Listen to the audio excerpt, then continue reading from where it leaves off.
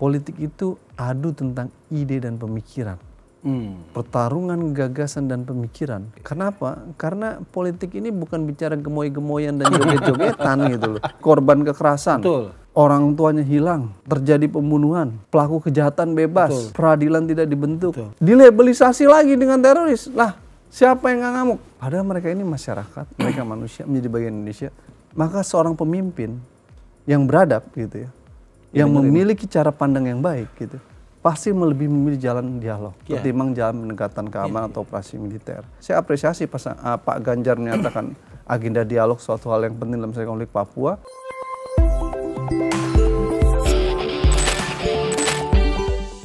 Open Table, kita balik lagi. Kali ini kita sama Bang Al-Arab lagi, akademisi dan aktivis pro demokrasi dan HAM. Kita masih ngomongin soal seputar debat kandidat pertama kemarin di KPU tanggal 12 Desember 2023. Kemarin salah satu narsum kami Bang, Bang Ray Rangkuti ngomong, ini katanya boleh dibilang kata dia ini barangkali debat kandidat paling seru selama ini. Gimana kalau Bang Al-Arab melihat gimana? Ya, debat kandidat ini memang mungkin sebagian orang menganggap belum cukup sempurna. Betul. Tapi dia lebih berwarna ketimbang sebelum-sebelumnya. Hal itu tentu karena soal keterbatasan waktu, soal metode debatnya dan lain sebagainya. Sehingga dia menjadi memiliki banyak keterbatasan.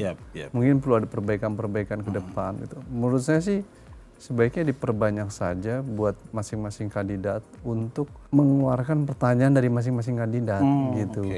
Saling menguji ketimbang banyak dari yang panelis gitu. Kalau dari mereka kan jadi lebih jelas apa yang mau ditanyakan dan mau didiskusikan gitu.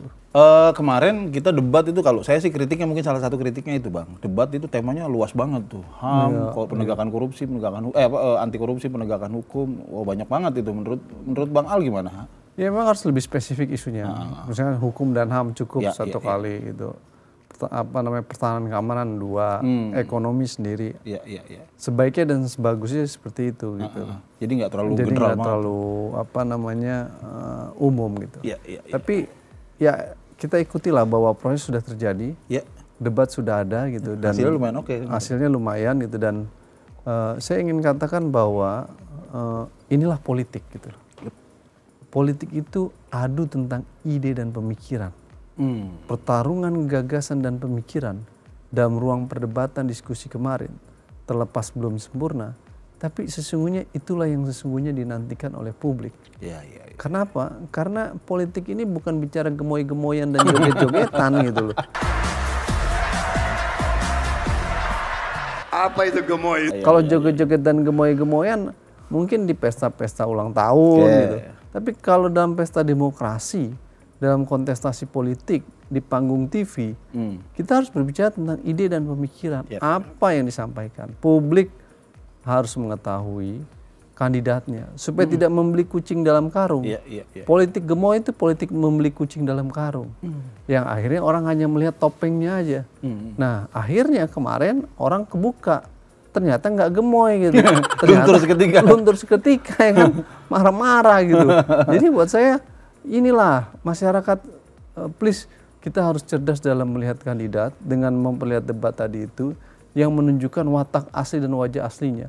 Jangan ketipu dengan topeng gemoy dan joget. Menurut saya itu hanya sebatas kamuflase untuk menutupi yang sesungguhnya aslinya gitu ya. Sehingga kemudian menggunakanlah topeng joget dan gemoy kayak begitu untuk menutup wajah aslinya. Ketika perdebatan terjadi, wajah aslinya di situ terlihat ya kan. Bagaimana kemudian tingkat kemarahan tinggi. Jadi menurut saya kita harus menyadari bahwa politik itu tentang ide dan pemikiran. Yang kita butuhkan gagasan. Gitu. Ngurusin banyak orang nih. Ngurusin negara, ngurusin bangsa. Gak bisa dengan joget-joget gitu. Ini berbicara tentang bagaimana memastikan republik ini bisa berjalan dengan baik dalam 5 tahun ke depan. Sehingga yang dibutuhkan itu keseriusan, bukan kejogetan. Nah, oleh karena itu, ya, dan juga bukan kegemoyan. Oleh karena itu, menurut saya debat kandidat kemarin harus menjadi bagian yang penting. Dan saya percaya bahwa debat kandidat itu semestinya akan mempengaruhi elektoral dan elektabilitas kandidat gitu. Jadi bagi mereka yang merasa angka elektabilitasnya tinggi, belum tentu senang. Di banyak negara perdebatan dalam ruang debat kandidat itu bisa mempengaruhi pemilih. Ingat loh, yang belum menentukan pilihan dan masih bisa bergeser-geser itu 40-60%. Masih tinggi. Arti dinamika ini masih dinamis gitu ya. Kalau kita lihat dinamikanya, ya, angka-angkanya itu masih sangat dinamis gitu.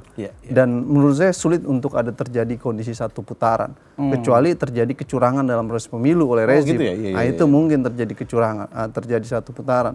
Tapi sepanjang tidak terjadi kecurangan dalam proses pemilu, saya rasa sulit untuk tercipta satu putaran. Sengit dan sangat dinamis. Dan debat kemarin akan mempengaruhi angka elektoral, Mas. Gitu. Iya. Nah itu makanya kemarin kita sering menyepelekan persoalan debat. Iya. Banyak orang, yang nonton juga udah punya, di kepalanya udah punya jagoan, tapi ternyata kemarin orang antusias tuh gitu. Di media sosial rame dan lain sebagainya. Orang sangat antusias gitu. Selesai debat, TikTok isinya guyon-guyonan antara kandidat ya kan. Itu artinya orang menunggu dan menantikan debat ini. Betul. Dan menurut saya masing-masing kandidat harus all out dalam memperlihatkan itu. Itu yang menjadi penting buat saya, Mas. Gitu.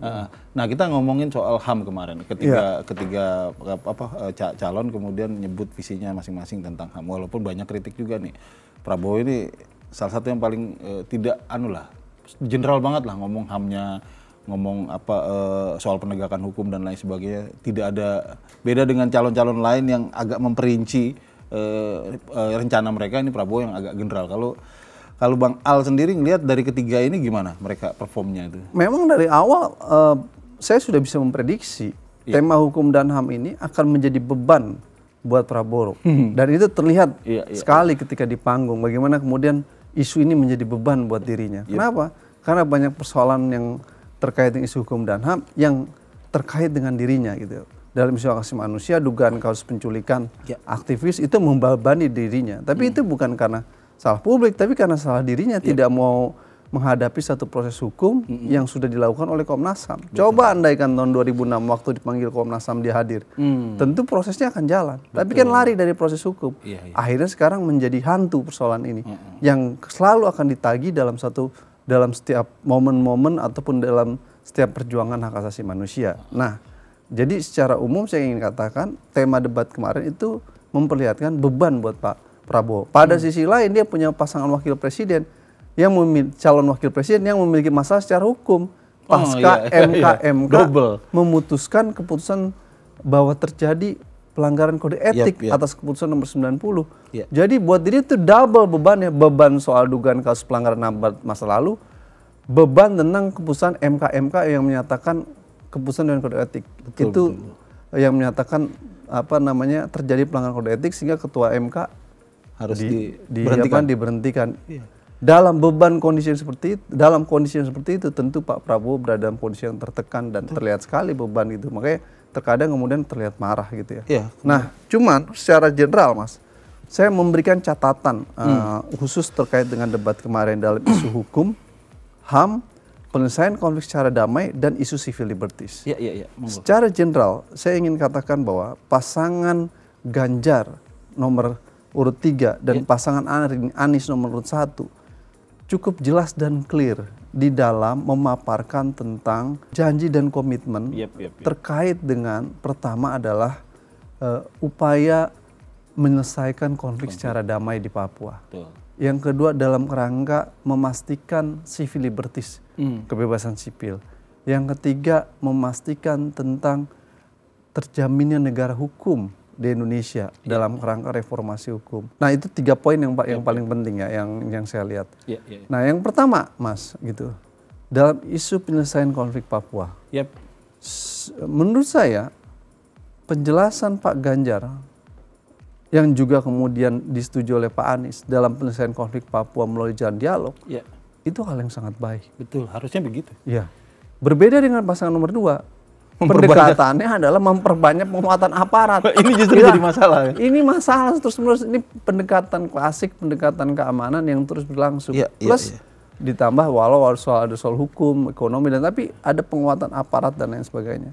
Yang ingin saya katakan adalah konflik Papua itu konflik yang terjadi sudah cukup panjang.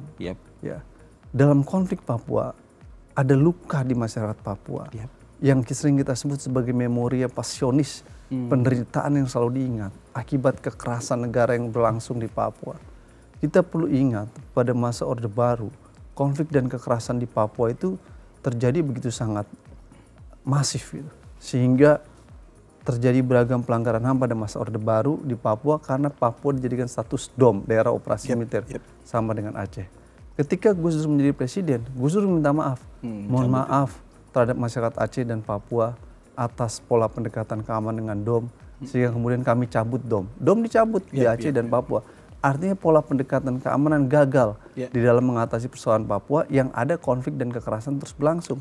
Tapi paslon nomor 2 justru mengambil jalan menambahin sama seperti rezim pemerintahan Jokowi yang memang menerapkan pendekatan keamanan juga. Meski ya dalam sisi lain gitu ya. Pak Jokowi juga Prabowo mengatakan bahwa pendekatan ekonomi juga dilakukan. Terus ditanya, katanya dialog juga, oh nggak bisa. Pola pendekatan menyelesaikan konflik itu harus clear. Kalau Anda milih pendekatan keamanan dengan operasi militer, bagaimana mau melakukan dialog? Siapa yang mau dialog? Yang ada, kalau Anda mau dialog, gencatan senjata dilakukan. Sehingga paslon nomor 2 ambigu. Dua-duanya semuanya digado-gado di pola pendekatan menyelesaikan konflik. Ini mau, itu mau, hasilnya nggak ada apa-apa. Nggak ada apa-apa. Nah ini menurut saya paslon nomor 1 dan paslon nomor 3 sangat baik di dalam memberikan gagasan tentang dialog. Meski isu dialog bukan isu baru. Sejak Paternel Stay tokoh Papua menyatakan isu agenda dialog, almarhum gitu ya, itu sesuatu yang sangat penting. Nah agenda dialog ini adalah satu hal yang ditunggu dan dinanti, Mas, untuk menyelesaikan konflik Papua.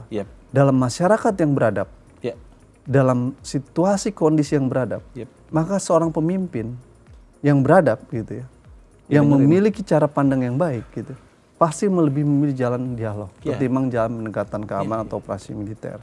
Dan kita pernah mengalami Aceh kita selesaikan dengan jalan dialog. Berhasil. Harusnya Papua juga dilakukan. Jadi saya apresiasi Pak Ganjar menyatakan agenda dialog suatu hal yang penting dalam menyelesaikan konflik Papua.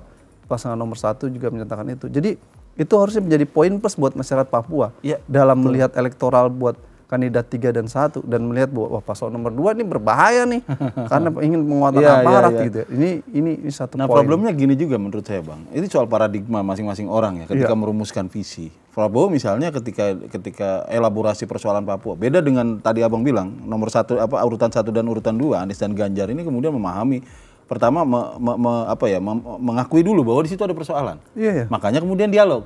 Kalau Prabowo kemudian dari awal kan dia selalu menekankan bahwa ini ada campur tangan asing, ini itu gitu soal global dan lain sebagainya. Itu artinya paslon nomor 2 tidak memahami root of konflik Papua, akar konflik Papua. Banyak studi yang menjelaskan paling tidak ada 4 akar konflik Papua. Yang pertama adalah isu klaim historis, faktor historis. Yang kedua adalah marginalisasi masyarakat Papua. Yang ketiga ketidakadilan ekonomi, yang keempat kekerasan dan pelanggaran HAM yang tanpa proses peradilan, artinya tidak ada keadilan. 4 soal ini ya yang menjadi akar konflik Papua. Jangan selalu menyalahkan faktor eksternal. Ini ada permainan, ini menurut saya itu upaya untuk lari dari tanggung jawab bersama. Soal pokok konflik Papua itu ada di Indonesia. Bahwa kemudian ada faktor-faktor eksternal selalu ingin bermain dalam konflik.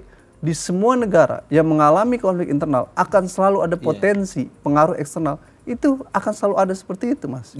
Tapi kalau di dalam negaranya beres, maka faktor eksternal itu menjadi bukan hal yang penting. Soal kita adalah negara dan rejim tidak beres dalam melihat cara pandang tentang akar konflik Papua. Ketika nggak beres karena menyalahkannya adalah eksternal terus, akhirnya tadi pilihannya tentara lagi keamanan. Berbeda dengan paslon nomor 3 mungkin memahami ini soalnya adalah bagaimana memanusiakan manusia, bagaimana membangun peradaban yang lebih baik, bagaimana membangun ruang akhirnya memilih jalan dialog. Begitu pula paslon nomor 1. Jadi benar bahwa karena tidak tahu root of conflict akhirnya salah memilih pendekatan. Nah, lebih dari itu sebenarnya yang menjadi persoalan itu labelisasi terorisme oleh paslon nomor 2 terhadap di Papua itu menurut saya berbahaya. Gitu. Kita tahu bahwa masyarakat di daerah konflik seperti Papua dan Aceh dulu dan sampai sekarang selalu mengalami stigmatisasi dan labelisasi. Mulai dari separatisme lah, orang tidak dikenal lah, lalu kemudian kelompok kriminal bersenjata lah, sekarang terorisme. Loh sakit dong masyarakat di Papua. Pertanyaan saya Mas, dalam teori terorisme tentu kita harus menjelaskan dulu. Kalau Anda menyebut ada teroris di Papua, maka harus nyebutkan apa nama grup terorisnya. Iya. Lah iya loh. Karena terorisme kan ada grup. Iya. Jamaah Islamiyah. Iya. Ya kan? ISIS, Al-Qaeda, ISIS, ya kan? Siapa lagi? Dulu Boko ada Haram. Boko Haram. Selalu ada namanya. Iya. Nah, ini Apa? ketika dia menyebut ada kelompok teroris di bawah, siapa kelompok teroris itu? Namanya apa? Kalau dia tidak bisa menunjukkan namanya, maka itu akan bisa menimbulkan dugaan stigmatisasi. Berarti sebagian masyarakat di Papua teroris dong. Ini Nah ini Iya. kasihan loh. Kenapa saya bilang kasihan? Mengapa kasihan dan berbahaya? Kasihan buat masyarakat Papua dan berbahaya. Kenapa?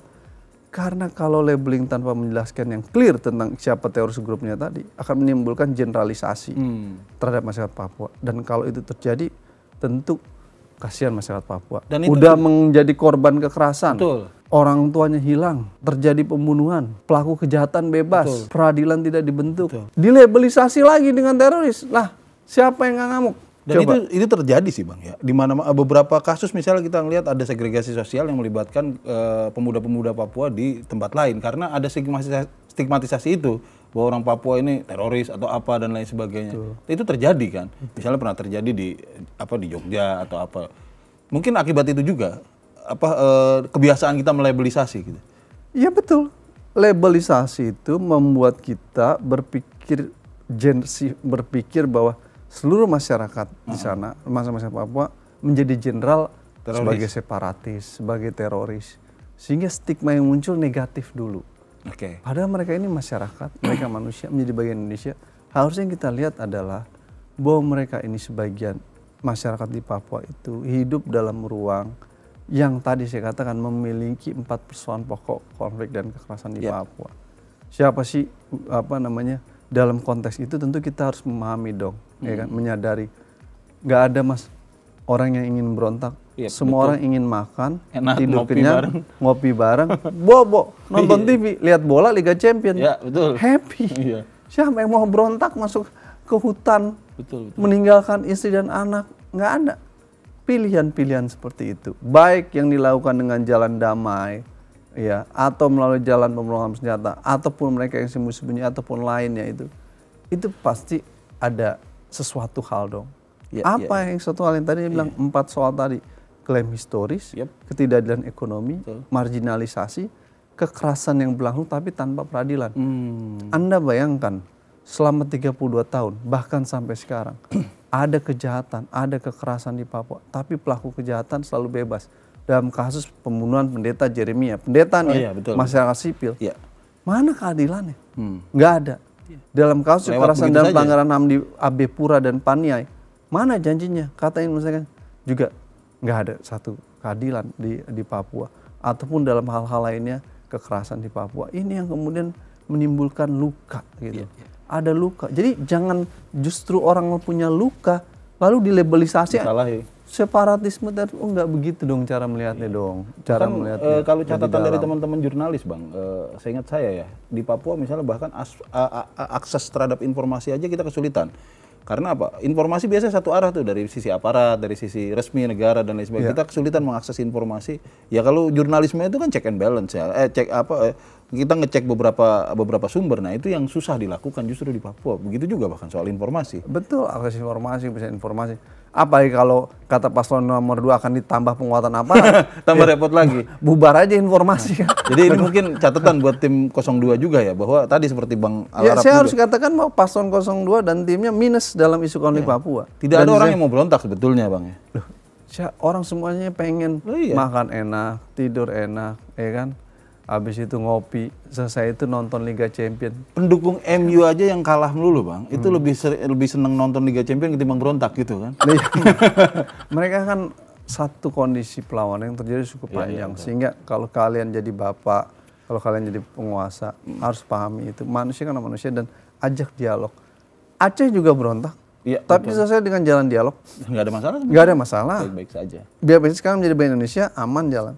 Artinya apa? Kita pernah menyelesaikan itu dalam konteks Aceh dengan dialog. Kenapa di Papua? Sehingga gagasan paslon nomor 3 gitu dan juga nomor 1 yang mengusung agenda dialog, menurut saya itu bagus. Itu sangat bagus. Soal isu-isu HAM kemarin yang kalau catatan saya sih ya, yang clear bilang ingin menyelesaikan persoalan-persoalan HAM yang sampai sekarang masih jadi hutang bangsa kita. Ada banyak sekali kan, dari mulai 65, Talang Sari, Tanjung Priok dan lain sebagainya, 98 sampai Papua gitu. Itu kayaknya yang ngomong itu secara clear catatan saya Ganjar. Kemarin Imparsial juga sempat ngasih catatan itu yang saya baca tuh. Imparsial bilang Ganjar yang berani nyebut secara clear bahwa saya akan menyelesaikan itu kalau jadi presiden. Kalau Bang Al, itu layak diapresiasi atau bagaimana? Sangat. Menurut saya pertanyaan Pak Ganjar yang menanyakan ke Pak Prabowo tentang kasus penghilangan orang secara paksa, itu harus diapresiasi. Karena dari panel saya nggak tahu ada pertanyaan itu atau tidak. Biasanya panelis pada takut kalau buat pernyataan gitu. Sehingga ketika Pak Ganjar menanyakan itu saya apresiasi karena itu agenda penting gitu ya.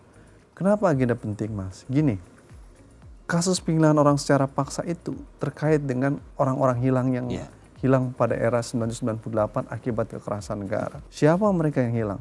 Mereka yang hilang adalah para martir perubahan, pejuang reformasi yang melakukan perlawanan terhadap rezim diktator yang namanya Soeharto.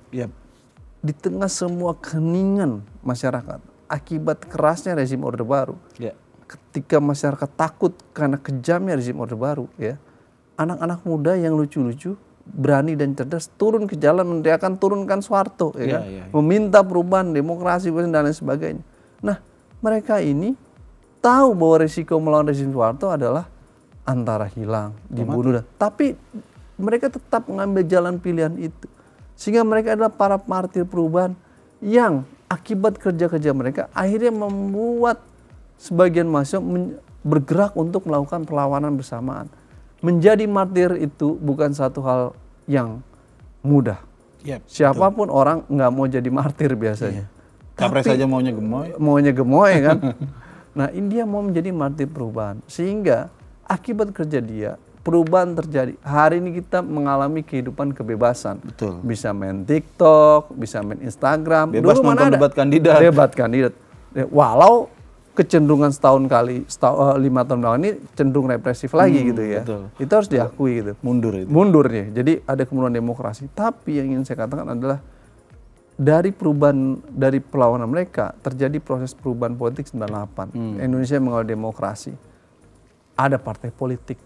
Ada sistem multi partai, ya kan? Ada pemilu. Walau pemilu ke depan akan bermasalah, gitu ya. Jadi menurut saya kita semua punya hutang sejarah terhadap para martir perubahan. Kenapa? Karena mereka belum selesai kasusnya. DPR udah rapat buat pansus, membuat rekomendasi. Presiden buat pengadilan orang hilang, nggak dibentuk, ya kan? Komnas HAM melakukan penyelidikan dalam kasus orang hilang dan menyebutkan bahwa terjadi pelanggaran berat, nggak diapa-apain, nggak dipanggil. Mereka yang dipanggil seperti Pak Prabowo nggak datang, ya kan? Mengenai proses hukum. Yang ketiga, ya kan? Sekian hari dan sekian waktu ibu-ibu korban di depan istana melakukan aksi, nggak didengar oleh kekuasaan. Pak Jokowi 2014 ingat loh ya, berjanji saya ini teman namanya Wiji Tukul segala macam, saya akan temukan mencari mana. Nggak ada, bohong Pak Jokowi, nggak nyari Wiji Tukul, ngasih tahu mereka dia ada di mana aja, enggak, ya kan? Artinya, ya ini soal sejarah yang harus diselesaikan. Kenapa? Kalau nggak ini akan menjadi masalah di masa depan, gitu loh. Kalau ini nggak selesai, Mas, maka tentu kita akan berpikir di masa datang akan ada praktek-praktek seperti itu lagi. Kenapa? Karena tidak ada penghukuman terhadap pelaku, ya kan? Fungsinya penghukuman terhadap pelaku adalah untuk memastikan keadilan di satu sisi, tetapi pada sisi lain memastikan bahwa peristiwa itu tidak terjadi di masa datang lagi. Orang menjadi takut. Nah, karena itu menjadi satu hal yang penting, saya tentu apresiasi pasangan nomor 3 yang menyebutkan tentang pertanyaan kepada Prabowo tentang kasus orang hilang gitu. Meski pertanyaan itu kemudian tidak dijawab dengan tugas oleh Pak Prabowo gitu. Harus 2 kali ditanyakan baru dijawab gitu. Bahkan dia malah menyalahkan Pak Mahfud soal isu namanya menterinya non judicial Anda loh. Anda salah bertanya gitu. Isu penyelesaian pendekatan HAM itu bukan ada di tangan menteri, ada di presiden. Kata presiden apa, ya menteri menjalankan gitu. Jadi harusnya Pak Prabowo menanyakan bukan ke menterinya, Presiden Jokowi. Sebelum Presiden Jokowi nanya dulu ke anaknya wapresnya. Gimana sih Bapak lo kasus itu? Tapi kan nggak mungkin nanya ke dirinya sendiri. Iya, betul. Jadi itu soal gitu menurut saya. Kita pernah diskusi ini nih Bang, tapi mungkin sebagai penutup nih saya boleh nanya lagi biar dijelaskan juga dengan gamblang oleh Bang Al. Kenapa persoalan-persoalan HAM seperti ini sepertinya berat kita tuntaskan? Apa sih faktornya? Karena nggak ada political will. Karena nggak ada leadership yang punya kuat gitu. Kalau ada political will mudah. Nah menurut saya Pak Ganjar yang menyatakan bahwa dia akan menemukan mereka yang hilang dan untuk menghadang orang itu satu harapan. Itu menunjukkan satu harapan indikator buat masyarakat, anak muda, korban gitu. Dan mudah-mudahan janji itu ditepati gitu loh. Dan semua orang masyarakat melihat itu, ya kan? Sehingga buat Pak Ganjar itu akan menjadi tugas dia ketika dia nanti menjadi presiden. Dan itu satu poin baik Mas gitu. Itu political will, tidak ada politik. Emang apa sih risikonya Bang kalau orang itu kita selesaikan kasus-kasus HAM masa lalu misalnya. Kenapa orang tidak berani menyentuh itu? Tidak sampai political will nggak ada, risikonya karena apa? Presidennya juga berkoalisi dengan mereka yang melakukan pelanggaran HAM. Bagaimana presiden mau membuat political will? Dia tersandra oleh kawan-kawan dan lingkarannya sendiri kan. Jadi itu persoalan gitu. Nah itu terkait dengan hal itu menurut saya. Padahal pelaku ada, korban masih ada, kejahatan ada, undang-undang ada, peradilan ada, pengakuan secara langsung ada. Kiflan Zain pernah ngomong, saya tahu mereka dikubur, ya kan? Lalu kemudian Wiranto pernah ngomong, dan artinya ini harusnya bisa diselesaikan dan harus segera diselesaikan, mumpung semuanya masih ada. Betul. Hari demi hari, korban setiap malam selalu berdoa dan berharap agar anak-anak mereka kembali. Betul, itu penyiksaan tuh buat mereka pada merasanya itu. Nah ini harus didengar. Pemerintah sedang melakukan apa yang disebut dengan politik of delay. Jadi mendelay soal ini sehingga kemudian seolah mereka kemudian nanti meninggal nggak ada lagi yang mempertanyakan. Oh ingat, masih ada mahasiswa, masih ada saya, masih ada Anda. Walaupun mereka sudah tidak ada sebagian keluarga korban, kita akan terus menanyakan depan istana bahwa ini belum selesai. Kita punya utang sejarah terhadap mereka. Dan saya apresiasi Pak Ganjar mempertanyakan itu. Ada dua isu Mas yang menurut saya di debat kemarin yang juga sangat baik ya. Silakan. Saya melihat pernyataan Pak Ganjar dan Pak Anies tentang pentingnya jaminan kebebasan sipil itu poin bagus gitu ya. Betul. Dengan menjadikan contoh Melki, Presiden BEM UI sebagai contoh yang menyatakan tidak boleh lagi ada kasus-kasus seperti Melki yang mengalami intimidasi dan lain sebagainya. Menurut saya itu hal yang sangat baik gitu. Kenapa? Hari-hari ini dan akhir-akhir ini kita sedang dalam rezim ketakutan akibat represif rezim. Gitu. Melki mengkritisi putusan nomor 90, bukan hanya dirinya tapi orang tuanya diintimidasi. Butet hanya sebatas melakukan seni kayak begitu pertunjukan. Didatengin, ya kan? Lalu kemudian beberapa hal lagi soal isu tentang kepala desa dan lain sebagainya. Jadi kita ini hari ini hidup dalam rezim ketakutan, nggak ada ubahnya. Ya wajar kalau Butet menyatakan selamat kembali Orde Baru. Ya memang realitas terjadi kondisi ketakutan tadi. Dan ini bukan hanya baru kali terjadi hari ini. Banyak lembaga survei menunjukkan terjadi ketakutan, ancaman terhadap kebebasan berpendapat dan berekspresi, indikator meningkat dan lain sebagainya.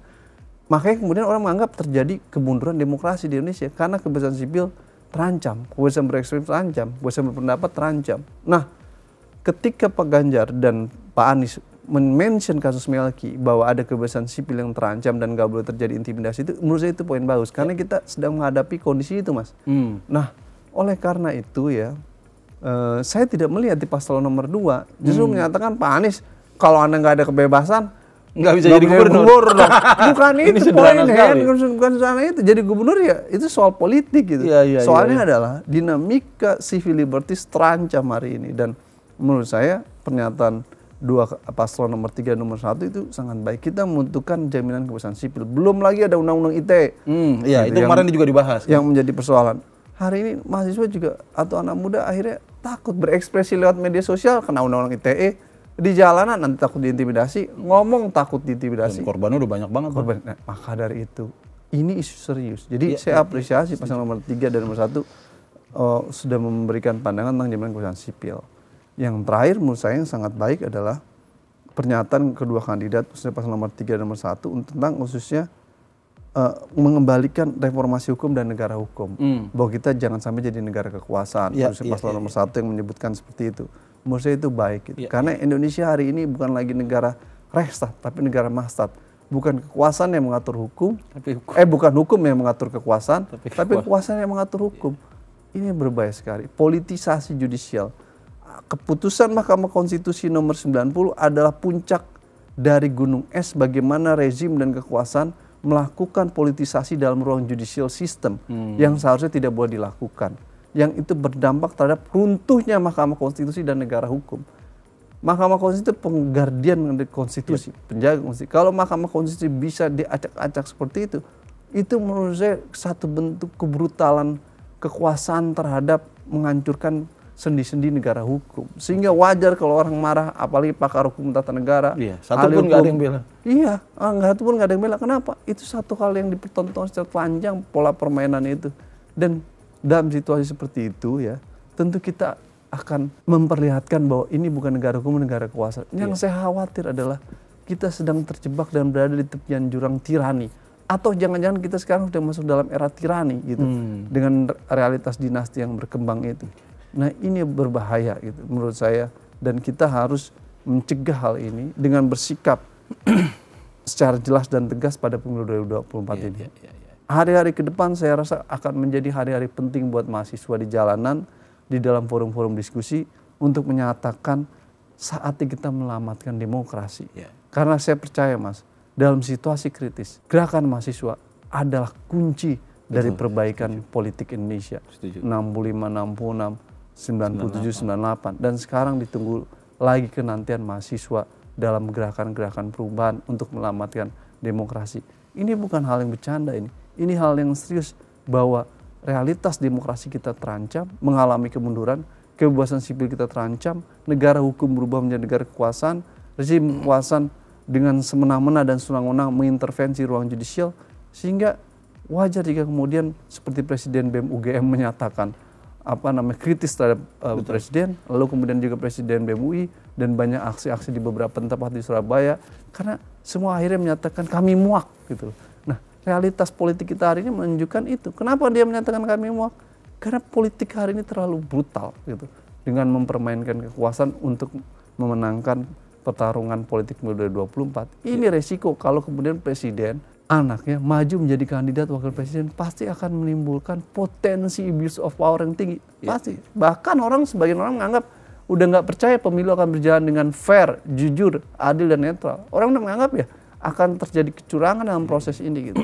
Nah, inilah situasi kondisi kita yang ke depan akan menjadi berbahaya dan krusial buat kita. Krusial. Oleh karena itu, ketimbang kita melihat politik gemoy, lebih baik kita melihat politik ide dan gagasan dengan melihat debat-debat kandidat itu secara objektif. Jadi Abang melihat pemilu ini termasuk salah satu ajang pertaruhan nasib bangsa kita nih ya? Oh iya dong. Pemilu ini akan menjadi satu hal yang penting dalam melihat nasib bangsa kita gitu. Dan saya melihat debat kandidat kemarin dalam isu negara hukum dan hak asasi manusia, pasangan nomor 3 dan pasangan nomor 1 memberikan pesan yang jelas bahwa dia ingin menyelamatkan demokrasi, menjamin kebebasan sipil, memastikan penyelesaian konflik dengan damai, lalu kemudian ingin memastikan mengembalikan negara hukum dan arah reformasi hukum. Sementara pasangan nomor 2 belum Sementara pasangan nomor 2 menurut saya banyak PR dan minus terkait dengan hal itu. Dan memang sudah bisa diprediksi isu negara hukum dan HAM akan menjadi beban dirinya. Kenapa ya? Tadi saya katakan untuk isu HAM dia menjadi beban karena ada persoalan pelanggaran berat masa lalu yang menurut saya. Untuk isu hukum dia menjadi beban karena keputusan MK nomor 90. Sehingga wajar kalau kemudian terlihat sekali paslon nomor 2 beban akhirnya tidak memiliki visi yang clear ataupun penjelasan yang clear terkait dengan isu hukum dan hak asasi manusia. Oke Bang, kembali ke soal debat sebagai penutup nih ya. Closing statementnya Bang Al nih. Debat kemarin kita ternyata memberikan harapan buat kita. Kita senang dengan debat itu dengan segala catatannya, tapi ini debat yang menjanjikan. Nah, buat publik nih, di debat selanjutnya apa yang harus, kalau buat publik nih apa yang harus kita lakukan sambil nonton debat nih, kita nyiapin apa yang ada di kepala, apa yang harus kita perhatikan, apa yang harus kita catat. Ya, debat berikutnya kita harus nyiapin pisang goreng, kopi di depan meja sebelum debat terjadi. Mantap. Gitu. Nobar sebanyak-banyaknya. Betul. Karena menurut saya debat inilah yang akan membuat kita mengetahui kandidat kita seperti apa. Jangan pernah memilih kucing dalam karung gitu. Nah, dalam realitas debat ini kita akan tahu, wah ini gitu. Jangan dilihat di TikTok tentang joget dan gemoy aja, jangan, itu nggak penting. Yang penting adalah di dalam debat-debat ini kita akhirnya tahu mana yang punya visi, yang punya gagasan, yang punya ide, yang punya pemikiran, yang pro terhadap demokrasi, yang pro terhadap kebebasan sipil, yang benar-benar ingin memajukan ekonomi rakyat, nggak hanya sebatas janji gitu loh. Karena terlalu banyak janji, banyak yang janji ingin memajukan ekonomi rakyat, tapi ekonomi keluarga yang dimajukan. Nah, ini debat dan ini menjadi penting. Jadi mari kita nobar sebanyak-banyaknya, seperti kita nonton kalau misalkan timnas Indonesia lagi bertanding final di AFC atau segala. Nah, kita nonton. Nah, saya lihat kemarin kan udah banyak tuh nobar bareng di beberapa tempat, dan itu menunjukkan kalau semakin banyak nobar bareng, semakin banyak kita berdebat, berarti kesadaran politik kita semakin tinggi, ya. Kesadaran warga menjadi tinggi. Sehingga ingin katakan kalau ada yang meremehkan debat kandidat tidak mempengaruhi elektoral, menurut saya itu salah. Justru debat-debat ini akan mengorek elektoral masing-masing kandidat dan akan memperlihatkan di dalam masyarakat kita cerdas kok. Masyarakat kita menonton dan menantikan pemimpinnya seperti apa. Kenapa? Supaya kita nggak tertipu lagi gitu loh. Seperti lagunya Nugi itu. Kan tertipu gitu. Iya. Sering tertipu terus kan. Iya. Nah, ini jangan tertipu lagi. Nugi atau lagunya Gigi gitu tertipu tuh. Nugi. Nah, Nugi kan. Nah, oleh karena itu supaya nggak tertipu, nggak memilih kucing dalam karung, mari kita nonton debat dan menilai secara di situ citra-citra politik luntur gitu. Di situ citra-citra politik. Politik bukannya sebatas gimmick dan pencitraan. Politik itu bicara ide dan gagasan. Debat menjadi tempat bertarung ide dan gagasan. Jadi penting untuk kita tonton dan itu akan memberikan kita bersikap mana yang mau kita pilih. Sudah kita tinggalkan politik gimmick, politik pencitraan, politik masuk gorong-gorong, politik naik gojek, itu kita tinggalkan. Ide dan pemikiran ini yang harus kita lihat gitu. Terima kasih Bang A. Thank you. Semoga kita ketemu lagi nih di Open Table selanjutnya. Terima kasih.